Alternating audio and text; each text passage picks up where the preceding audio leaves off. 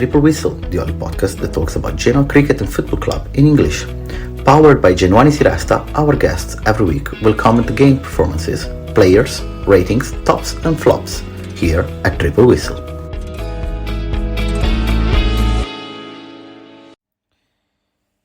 Welcome back to Triple Whistle, the only podcast that talks about Genoa Cricket and Football Club in English. My name is Tobia and I'm speaking to you from the sunny and warm Edinburgh in Scotland. Very unusual temperatures for this time of the year, but every glimpse of sun, it's really well accepted.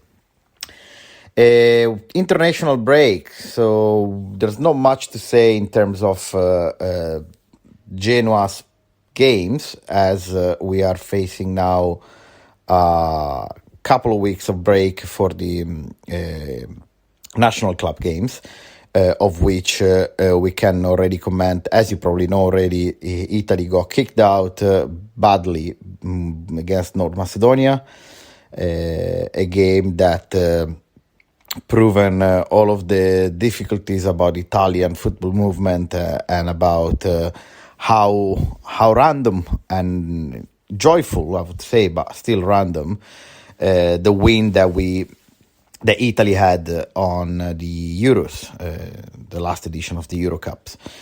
Random, why? Random because it's not a movement, it's not a league that is capable of creating champions and capable of competing against leagues such as the Premier League in the UK, the Bundesliga or La Liga in Spain. It's a very old-fashioned, retrograde movement that is run always by the same kind of people, and it doesn't allow young players to develop their skills and to play regularly in order to become champions. If you look at, for example, Spain, the Spanish national team, okay, you may say it's not winning anything. There's a bunch of 19-year-old players playing in the national team.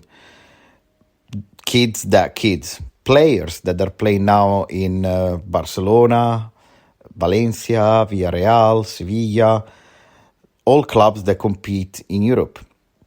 So the Italian football movement is in a huge crisis, and it's not shocking the fact that we got kicked out of the final stage of the World Cup.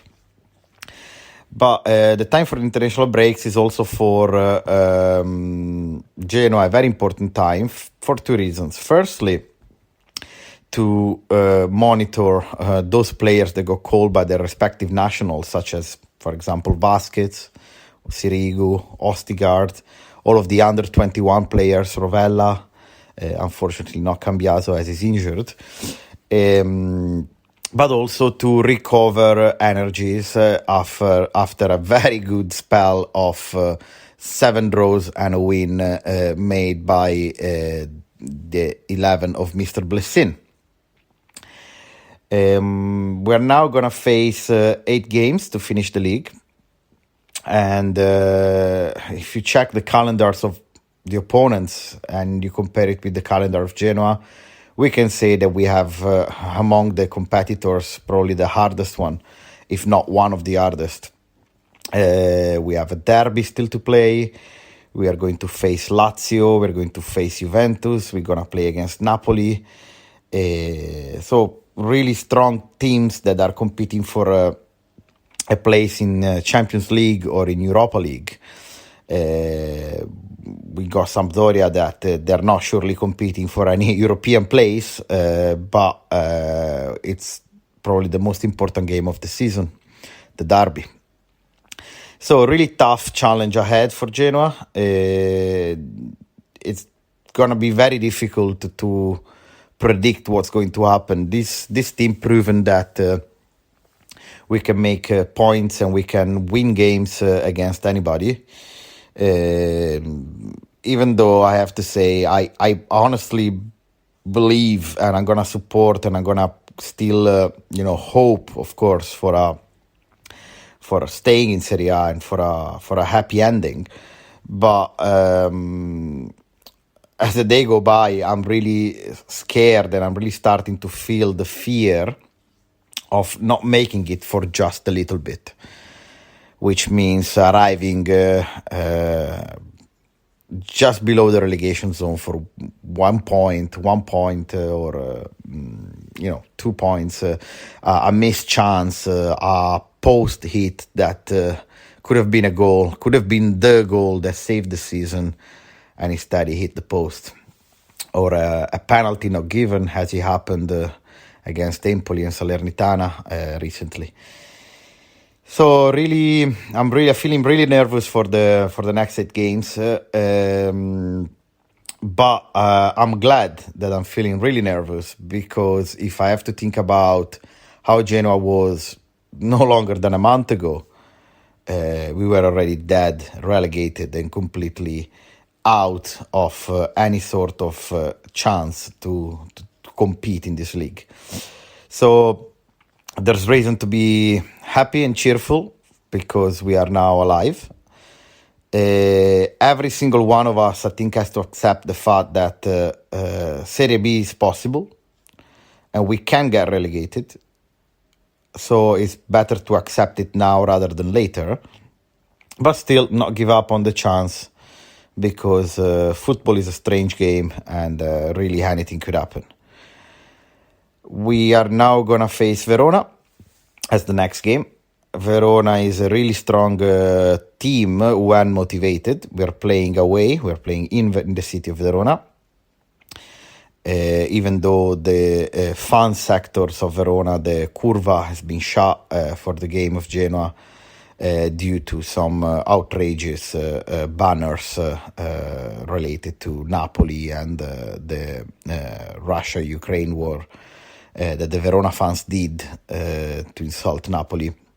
The local police force decided to close their sector for at least one game. I noticed, looking either from abroad, that even though the game is at 6:30 on a Monday, which is a very shocking time for a football game of such importance, the Genoa fans committed with 6 buses already. There will be plenty of single cars as well, and independent travelers going ahead. It's difficult to estimate, but I would expect no less than 500 fans in Verona.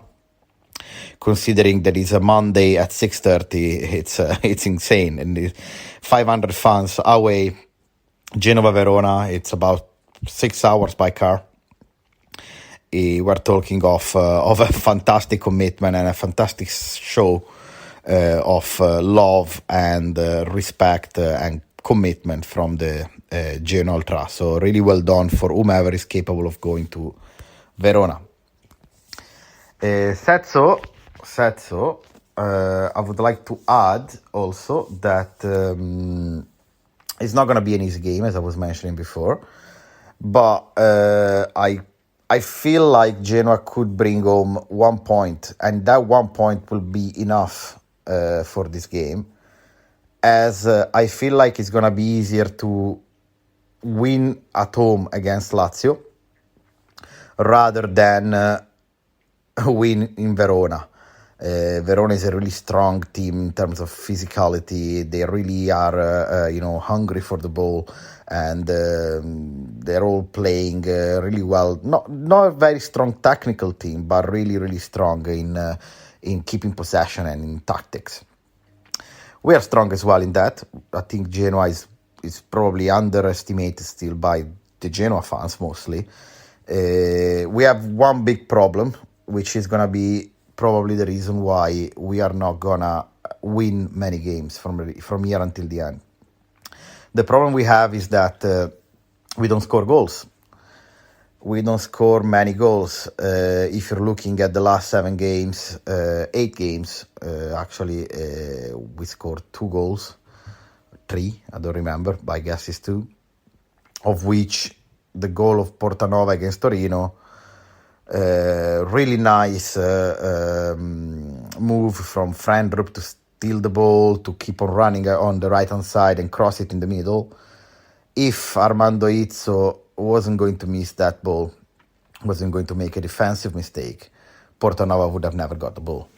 So what I'm trying to say is that unless in these 2 weeks Mr. Blessin and the team are really found a way to find a way of the goal, to score and to basically create more chances, or it's gonna be really, really difficult to score more goals from here until the end. I rely a lot on the return of Piccoli. I think Piccoli can be the man to score goals. Johannespor's proven that he's not there just to play the part. He actually knows about players, he knows about football, and he really wanted the Atalanta player to join, either for a short time, Genoa. So I am really putting trust in sports decision, and I generally believe and hope that Piccoli will be the player that will help us to score goals. I think the time has come for him. I think he made enough experience in Serie A again with Spezia and with Atalanta, and maybe he can be the man that will make a difference out of these 8 games. Him with Amiri, that will have to step up and grow in his game. We can only wait, we can only hope, and we can only see. Please keep in touch. Let us know what you think about this current moment of Genoa on the comments, and we will be back in touch again for Verona-Genoa, the post-game comments with the top and flops.